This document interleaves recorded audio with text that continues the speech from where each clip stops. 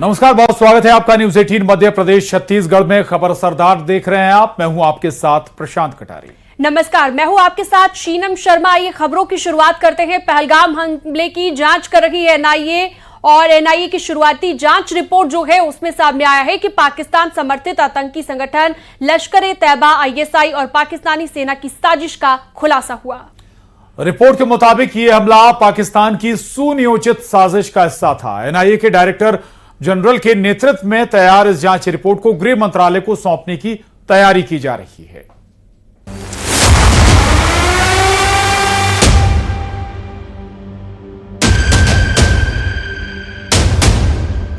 पहलगाम हमले की साजिश सीमा पार रची गई।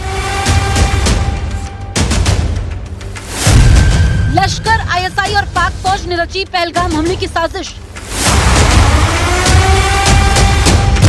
एनआईए की शुरुआती रिपोर्ट में हुए सनसनीखेज खुलासे। अब कैसे मुंह दिखाएगा पाकिस्तान?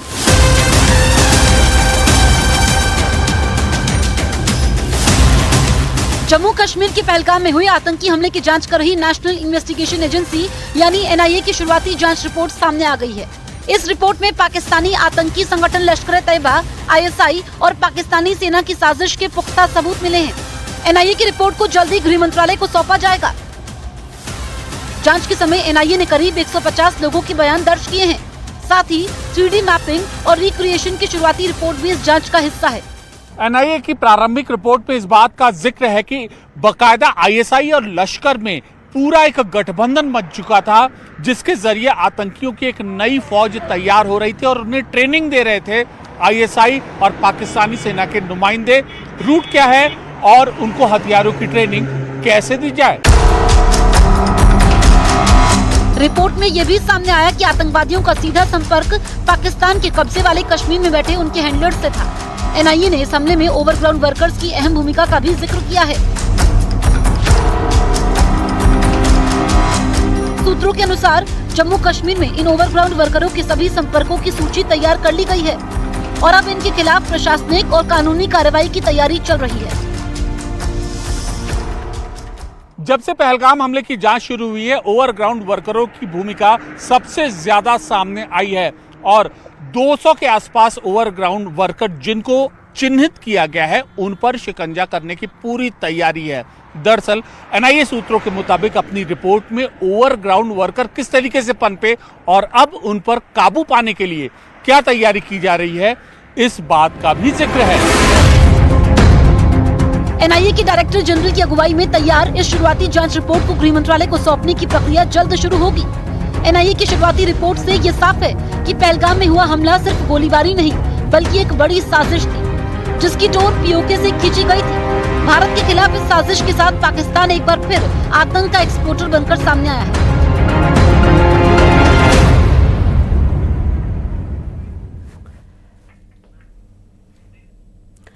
जम्मू कश्मीर के पहलगाम में हुए आतंकी हमले के बाद भारत ने पाकिस्तान के खिलाफ वैश्विक मंच पर मजबूत कूटनीतिक दबाव बनाना शुरू कर दिया है। भारत ने आतंकवाद के मुद्दे पर वैश्विक समर्थन हासिल कर लिया है और अब उसकी कोशिश है कि समर्थन को पाकिस्तान के खिलाफ ठोस कार्रवाई में बदला जाए।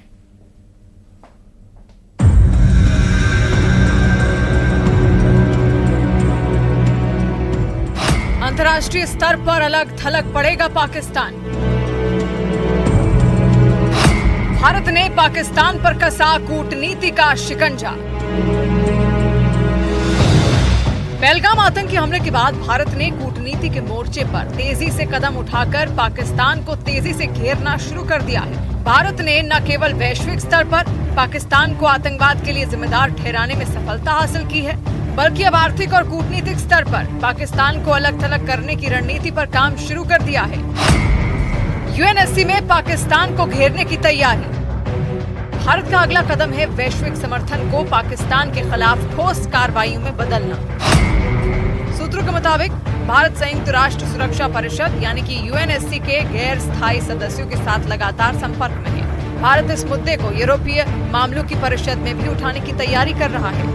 I think this meeting should take place because, as we said, maybe it's also an opportunity to have views expressed, and this might help to diffuse a bit tensions. We will see. We are in close contact, but according to what happened to the ground. But this is, something which might happen, I would say, sooner rather than later. Pakistan को पूरी तरह कंगाल करने की तैयारी। भारत पाकिस्तान को सिर्फ कूटनीतिक स्तर पर ही नहीं बल्कि आर्थिक स्तर पर भी घेरने की तैयारी में जुटा है। भारत अब पाकिस्तान की आतंकवादी फंडिंग के स्रोतों को रोकने के लिए दो तरफा कार्रवाई कर सकता है। पहला, भारत पाकिस्तान को फाइनेंशियल एक्शन टास्क फोर्स यानी कि FATF की ग्रे लिस्ट में वापस लाने के लिए प्रयास तेज कर रहा है। FATF वैश्विक मनी लॉन्ड्रिंग और आतंकवादी को दी जाने वाली फंडिंग पर नजर रखने वाली संस्था है। पाकिस्तान 2018 में सूची में था, लेकिन 2022 में इसे हटा लिया गया था। ग्रे लिस्ट में वापसी से पाकिस्तान के FDI और कैपिटल फ्लो पर सीधा असर पड़ेगा। दूसरा, भारत अंतर्राष्ट्रीय मुद्रा कोष यानी IMF के जरिए पाकिस्तान को मिलने वाली आर्थिक मदद पर आपत्ति जताने की योजना बना रहा है। भारत का तर्क है कि IMF से मिलने वाली धनराशि का इस्तेमाल आतंकी गतिविधियों के लिए किया जा रहा है। गौरतलब है कि सितंबर 2024 में IMF ने पाकिस्तान को $7 अरब की आर्थिक मदद को मंजूरी दी थी, जो 1958 के बाद से उसका 24वां बेल आउट पैकेज है। पहलगाम हमले के बाद भारत की आक्रामक कूटनीति न केवल पाकिस्तान को वैश्विक स्तर पर अलग थलग कर रही है, बल्कि आतंकवाद के खिलाफ वैश्विक एकजुटता को भी मजबूत कर रही है। और इधर फारूक अब्दुल्ला की ईमानदारी के लिए तारीफ की जानी चाहिए। ये तो दोनों है। पहलगाम के जिस क्रूर सच को भारत के कई नेता झूठा बता रहे हैं और जम्मू कश्मीर के पूर्व CM और नेशनल कॉन्फ्रेंस के नेता फारूक अब्दुल्ला ने न्यूज 18 को एक एक्सक्लूसिव इंटरव्यू दिया है। और इस एक्सक्लूसिव इंटरव्यू में कहा है कि POK हमेशा से भारत का हिस्सा था। उन्होंने पाकिस्तान को लेकर दिए अपने पुराने बयानों को लेकर भी अपनी गलती मानी कि वो हिस्सा जो पाकिस्तान के अंदर है वो हमारा है। अरे तुम्हारे बाप का है क्या? तुम्हारे पास वो ताकत नहीं है कि तुम वो हिस्सा ले सको। अरे मैं पाकिस्तान हूं, जब मैं बात करता था। अब है कोई बातचीत का सवाल शांति। मैं आपसे कहता हूं ना जनाब, मैं तो खुद शर्मिंदा हूं, खुद अफसोस करता हूं अपने आप पे। पहलगाम में आतंकी हमला पाकिस्तान को बहुत भारी पड़ने वाला है, उसकी एक तस्वीर भी सामने आई है। पंजाब और जम्मू कश्मीर सीमा पर केंद्र सरकार के सहयोग से बन रहे शाहपुर कंडी बांध अपने अंतिम चरण में है। और इस प्रोजेक्ट के कंप्लीट होने से पाकिस्तान जा रही रावी नदी के पानी को रोकने में भारत को पूरी कामयाबी मिल जाएगी। यानी पाकिस्तान पर एक बड़ी वाटर स्ट्राइक होने वाली है।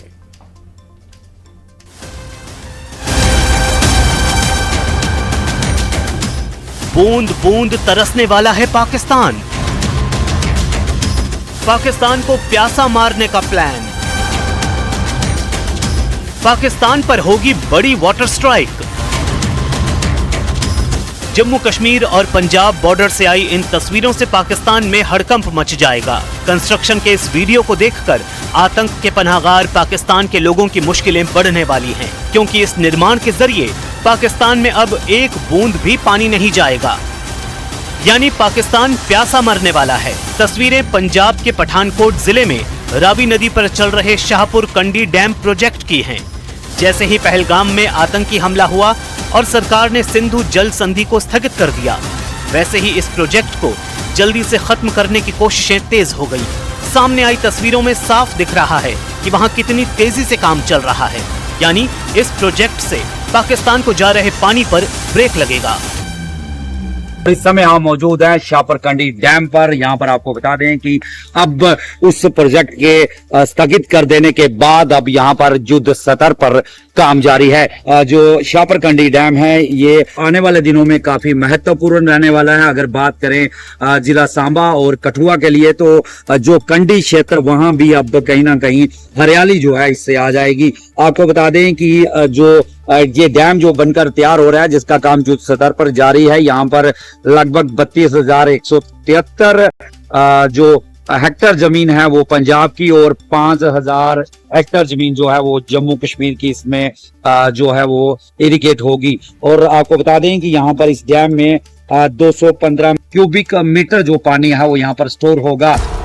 शाहपुर कंडी बांध परियोजना की नींव 1995 में रखी गई थी, लेकिन पंजाब और जम्मू कश्मीर सरकार के बीच कई विवाद होने की वजह से इस परियोजना का काम ठप पड़ गया। साल 2014 में केंद्रीय मंत्री जितेंद्र सिंह ने इस मुद्दे को प्रधानमंत्री नरेंद्र मोदी के सामने रखा और प्रधानमंत्री के हस्तक्षेप के बाद दोनों राज्यों के बीच इन विवादों को सुलझाया गया और 2018 में इस बैराज का काम फिर से शुरू हुआ, जो अब अंतिम चरण में है। ये एक बहुत बड़ी स्ट्राइक है पाकिस्तान पे, बॉर्डर स्ट्राइक का एक हिस्सा है ये। अब तो ये बॉर्डर स्ट्राइक का हिस्सा हो गया, लेकिन ये हमारे लोगों की एक राहत के लिए भी एक प्रोजेक्ट था। जब हमारे यहाँ के सांसद डॉक्टर जितेंद्र सिंह जी पहली बार चुन के संसद में गए थे और वहां पे मंत्री बने थे, तो उन्होंने उसी दिन इस प्रोजेक्ट को इनिशिएट किया था।